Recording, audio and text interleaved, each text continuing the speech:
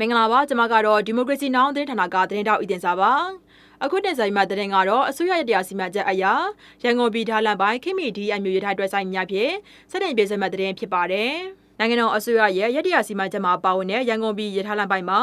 အမှတ်83အစက်နဲ့အမှတ်84အစုံရထားဒီအမျိုးရထားတွဲဆိုင်တစ်တွေနဲ့စတင်ပြေတဲ့အခမ်းအနားကိုဒီကနေ့ဇူလိုင်လ31ရက်မနက်ပိုင်းမှာပဲရန်ကုန်ဘူတာကြီးမှာကျင်းပခဲ့ရမှာပြည်ထောင်စုဝန်ကြီးဦးမြထွန်းကတက်ရောက်ဖွင့်လှစ်ပေးခဲ့ပါတယ်ပြည်ထောင်စုဝန်ကြီးဦးမြထွန်းကဒီကနေ့အခမ်းအနားဟာနိုင်ငံတော်အစိုးရရဲ့ရတရားစီမံချက်မှာပါဝင်တဲ့ရန်ကုန်တိုင်းနဲ့ပဲခူးတိုင်းအကြားမိုင်116မိုင်ရှည်လျားတဲ့ရန်ကုန်ပြည်ထားလမ်းပိုင်းကိုအဆင့်မြင့်တင်ပြီးတော့ခိမီဒီအမျိုးရထားတွဲဆိုင်တစ်တွေနဲ့ခီးစဉ်စတင်ပြေဆွဲပေးတာဖြစ်ပါတယ်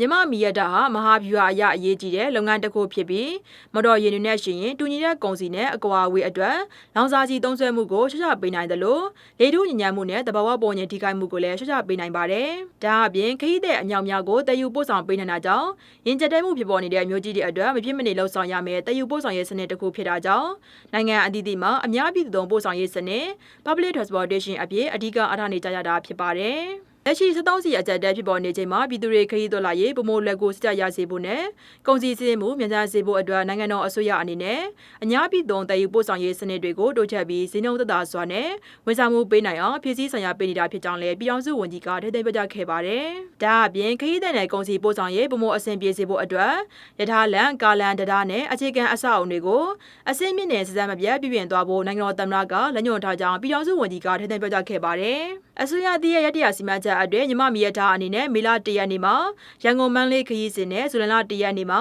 ရန်ကုန်မော်လမြိုင်ခရီးစဉ်တွေကိုခိမီဒီအမျိုးရထားတွေနဲ့ပြေးဆွဲပေးနိုင်ခဲ့ပေမဲ့အကြမ်းဖက်တညာသူတွေရဲ့တိုင်းမိုင်းခွဲဖျက်ဆီးမှုတွေကြောင့်အဆိုပါလမ်းပိုင်းခရီးစဉ်အချို့ကိုခက်ရနာထားခဲ့ရတာဖြစ်ပါတယ်။ဒါအပြင်မန္တလေးမြစ်ကြီးနားလမ်းပိုင်းရဲ့မြစ်ကြီးနားမြို့တွင်ခီးစဉ်ကိုလည်းဇူလိုင်လ21ရက်နေ့မှာဒီဇယ်လျှက်စစ်ရထားတွေနဲ့ပြန်လည်ပေးဆွဲပေးနိုင်ခဲ့တယ်လို့ဖျက်ဆီးခံရတဲ့တီဘောကွန်ကရစ်ဇလီဖားစက်ရုံကိုလည်းဇူလိုင်လ15ရက်နေ့မှာပြန်လည်ပြင်ဆင်လက်ပတ်နိုင်ခဲ့တယ်လို့ပြောပါတယ်။အခုအခါမှာတော့ရန်ကုန်ပြည်လမ်းမိုင်ကိုအစိမ့်မြင့်နေပြီးဖြစ်တာကြောင့်ခရီးသွားပြည်သူတွေလုံခြုံစိတ်ချစွာဆင်းနေနိုင်ရေးဝန်ဆောင်မှုတိုးမြင့်ပေးဖို့နိုင်ငံတော်သမ္မတရဲ့လက်ညှိုးချက်နဲ့အညီယခုလိုဒီအမျိုးရထားတွဲဆိုင်တစ်တွေနဲ့ပြန်လည်ပေးဆွဲပေးတာဖြစ်တယ်လို့ပြည်ထောင်စုဝန်ကြီးကပြောသွားပါတယ်။ဒါအပြင်ဒီကနေ့နေ့7:00နာရီခွဲမှာလည်းပြည်ဘူးတော်မှာပြုလုပ်တဲ့ပြည်ရန်ကုန်ဒီအမျိုးရထားစတင်ပြေဆွဲပွဲအခမ်းအနားကိုပဲခူးတိုင်းဝန်ကြီးချုပ်ဦးမျိုးဆွေဝင်းနဲ့ပို့ဆောင်ရေးဝန်ကြီးဌာနဒုတိယဝန်ကြီးတို့တက်ရောက်ဖွင့်လှစ်ပေးခဲ့ပါတယ်။ဒီရန်ကုန်ပြည်ဒီအမျိုးရထားဟာရန်ကုန်ကနေမနက်9:00နာရီခွဲထွက်ရင်ပြည်ကိုမွန်းလွဲ7:00နာရီခွဲရောက်မှာဖြစ်ပြီးပြည်ကနေမွန်းလွဲ1:00နာရီပြန်ထွက်ရင်ရန်ကုန်ကိုည9:00နာရီရောက်မှာပါ